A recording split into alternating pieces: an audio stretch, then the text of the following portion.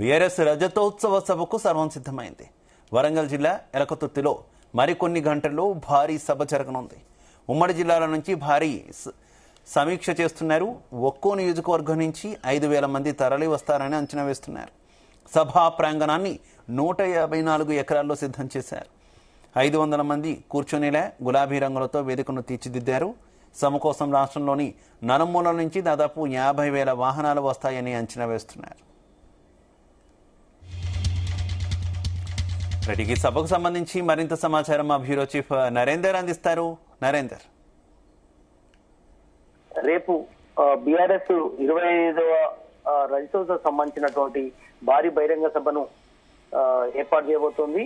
కనివిని ఎరగని రీతిలో గతంలో ఏ బహిరంగ సభ కూడా ఈ స్థాయిలో జరగని విధంగా బీఆర్ఎస్ పార్టీ పెద్ద ఎత్తున అక్కడ నిర్వహించడానికి కొనుక్కుంది. ఇప్పటికే దాదాపు 10-15 రోజులుగా కూడా బీఆర్ఎస్ రాష్ట్ర నాయకులందరూ కూడా వరంగల్లోనే మకాం వేసి మొత్తం ఆ గ్రౌండ్ ను చదువు చేయడం కానీ, అదేవిధంగా పార్కింగ్ సంబంధించి కానీ, అదేవిధంగా కార్యకర్తలు, లీడర్లు, మీడియా, అదేవిధంగా మహిళలు ఇట్లా విడివిడిగా ఎక్కడెక్కడ ఎవరెవరు కూర్చోవాలన్న దాని మీద ఇప్పటికే ప్రత్యేక బారిగేట్లతో అక్కడ ఏర్పాటు చేస్తున్నటువంటి సందర్భం అవుతుంది. ఒకసారి ఈ రజతోత్సవ సభకు సంబంధించి ప్రత్యేకతలు చాలా ఉన్నాయి. దాదాపు 1213 ఎకరాల్లో ఈ రజతోత్సవ సభకు సంబంధించినటువంటి ఏర్పాట్లు ఇప్పటికే చేశారు. దాదాపు రైతుల దగ్గర నుంచి గడిచిన నెల రోజుల నుంచి కూడా వాళ్ళతో కన్వీన్ చేసి రైతులకు కొంత నష్టపరిహారం ఇచ్చి కూడా ఆ ల్యాండ్లన్నీ సాగు చేసి వాటి మొత్తం కూడా చదును చేసి మొత్తం సభను ఏర్పాటు చేయడానికి ప్లాన్ చేయడం జరిగింది.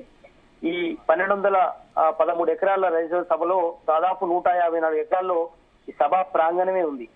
దాదాపు 500 మంది కూర్చునేలాగా ప్రధాన వేదికను ఏర్పాటు చేశారు. దాంట్లో కేసీఆర్, కేటీఆర్, హరీష్ రావు, కవితతో సహా ప్రస్తుతం ఉన్నట్టు రాజ్యసభ సభ్యులు, ఎమ్మెల్యేలు, ఎమ్మెల్సీలు, జిల్లా పార్టీ అధ్యక్షులు, అదేవిధంగా సీనియర్ లీడర్లు, మాజీ మంత్రులు ఇట్లా వాళ్ళకున్న హోదాను బట్టి మహిళా విభాగాల నుంచి, బీఆర్ఎస్ నుంచి అన్ని విభాగాల నుంచి కూడా వేదిక నుంచి కూర్చోబెట్టాలని ఇప్పటికే ప్లాన్ చేయడం జరిగింది. ఈ 1059 ఎకరాల్లో మిగిలినటువంటి దాంట్లో దాదాపు పార్కింగ్ కు ఏర్పాటు చేస్తున్నటువంటి సందర్భం అయితే ఉంది. కార్లు, బస్సులు, లారీలు ఇట్లా ప్రత్యేకమైనటువంటి వాహనాలన్నిటి కూడా ఏర్పాటు చేశారు. ఇప్పటికే తెలంగాణ నుంచి ఇప్పటికే ఆర్టీసీని బస్సులు బుక్ చేయడం జరిగింది. దాదాపు 6,000 బస్సులకు ఇప్పటికే సజ్జల దగ్గర ఇప్పటికే చెక్ ఇచ్చి మరీ దానికి అడ్వాన్స్ బుక్ చేసుకోవడం జరిగింది. అదే సమయంలో ప్రైవేట్ బస్సులు కూడా ఇప్పటికే మాట్లాడుకోవడం జరిగింది. కార్లు అయితే ఇప్పటికే అన్ని కూడా బుక్ అయిపోయినాయి. తెలంగాణ, ఆంధ్ర అని తేడా లేకుండా అన్నిటి కూడా బుక్ చేసుకున్నటువంటి పరిస్థితి ఉంది. దీనికోసం ఎక్కడ కూడా ఈ ఎండాకాలంలో ఇబ్బంది పడకుండా మజ్జిగ ప్యాకెట్లను దాదాపు 16 లక్షల మజ్జిగ ప్యాకెట్లను ఇప్పటికే బీఆర్ఎస్ పార్టీ ఖైరీ చేయించింది వివిధ సొసైటీల దగ్గర. అదే సమయంలో 10 లక్షల వాటర్ బాటిళ్లను కూడా ఇప్పటికే కొనుగోలు చేసి సభా ప్రాంగణం దగ్గర ఏర్పాటు చేసినటువంటి పరిస్థితి ఉంది.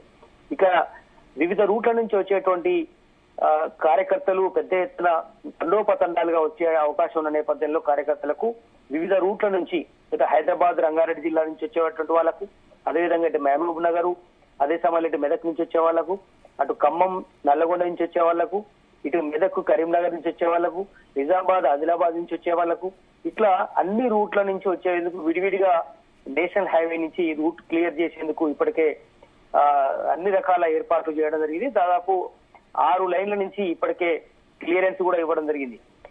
పరిసరాల్లో దాదాపు 12 వైద్య శిబిరాలను కూడా ఏర్పాటు చేయడం జరిగింది. ఎవరికి ఎలాంటి అత్యవసర సమయంలో వైద్య సహాయం అందాలన్నా కూడా డాక్టర్ల బృందం నుంచి 12 వైద్య శిబిరాలను ఏర్పాటు చేసింది.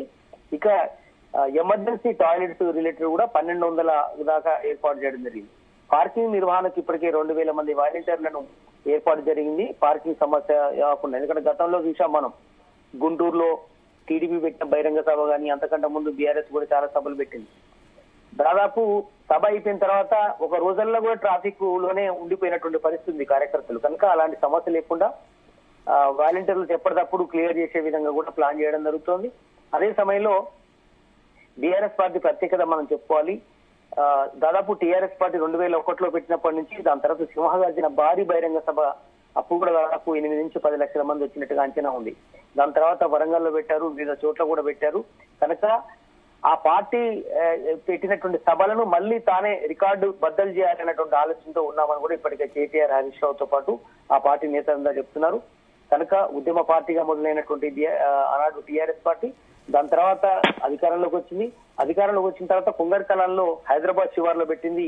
కానీ ఆశించిన స్థాయిలో సక్సెస్ కాలేదని ఉంది. ఆ రోజు కూడా 12 లక్షల దాకా వస్తారనుకున్నారు, కానీ చాలా తక్కువ మంది వచ్చారని కొంత నైరాశ్యం చెందారు. కానీ దానికంటే బాగా రెట్టింపుతో ఈసారి వరంగల్లో ఉద్యమ కిల్లాగా ఉంది కాబట్టి అక్కడ ఏర్పాటు చేయాలనేటువంటి ఆలోచనతో ఉన్నారు. కనుక ఇప్పుడు ప్రతిపక్షంలో ఉంది పార్టీ. 3 దశల్ని చూసింది టీఆర్ఎస్ పార్టీ. అప్పుడు ఉద్యమ దశ 13-14 సంవత్సరాలు, దాని తర్వాత టీఆర్ఎస్ పార్టీ అధికారంలోకి వచ్చింది 9 సంవత్సరాలు, ఇప్పుడు 1.5 ప్రతిపక్షంలో ఉంది. కనుక ఈ అన్ని అంశాల మీద దృష్టి పెట్టుకుని కేసీఆర్ ఈ సభా వేదిక నుంచి ఏం మాట్లాడతారని కూడా చాలా ఆసక్తిగా ఉంది. అటు బీఆర్ఎస్ లీడర్లకే కాదు, కార్యకర్తలకే కాదు, సామాన్య జనం కూడా కేసీఆర్ బయటకు వచ్చి భారీ బహిరంగ సభను పెడుతున్న నేపథ్యంలో ఎందుకోసం పెట్టారు, ఎందుకు ప్రతిపక్షంలో వచ్చిన తర్వాత ఎలాంటి సమస్యలు ఎదురవుతున్నాయి, జనాలకి ఏం సమస్యలు అవుతున్నాయి, అదేవిధంగా కాంగ్రెస్ అధికారంలోకి వచ్చిన తర్వాత ఏ సంక్షేమ పథకాల్ని పక్కన పెట్టింది, గతంలో ఎంత బాగుంది, మళ్ళీ మేము వస్తే ఏం చేస్తాం, ఇట్లాంటి అన్ని అంశాల మీద కేసీఆర్ ఆ సభా వేదిక నుంచి దాదాపు 40 నుంచి గంట సేపు మాట్లాడతారనే సమాచారం అయితే ఉంది. కనుక ఈ 17 నెలల కాలంలో రాష్ట్ర అసెంబ్లీకి కూడా ఆయన కేవలం 2-3 సార్లు మాత్రమే వచ్చారు. దాని తర్వాత ఎప్పటికి కూడా ఆయన ఫామ్ హౌస్ లో ఉన్నారనే ఒక అపవాదం అయితే ఉంది. కనుక ఈసారి ఈ 1.5 తర్వాత ఆయన పూర్తి స్థాయిలో బహిరంగ సభ తర్వాత జిల్లాల వ్యాప్తంగా కూడా ఆయన ప్రయాణం చేస్తారనేటువంటి చర్చ జరిగింది.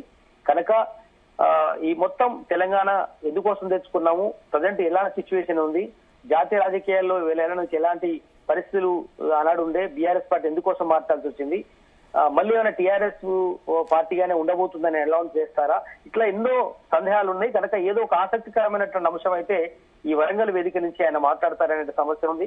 ఈ మధ్య కాలంలో మనం చూసాం 1.5 బీఆర్ఎస్ పార్టీ నేతలు గట్టి ఫైట్ ఇచ్చారు. లగచర్ల ఇష్యూలో కానీ, హైడ్రా ఇష్యూలో నెలల తరబడి ఫైట్ చేశారు.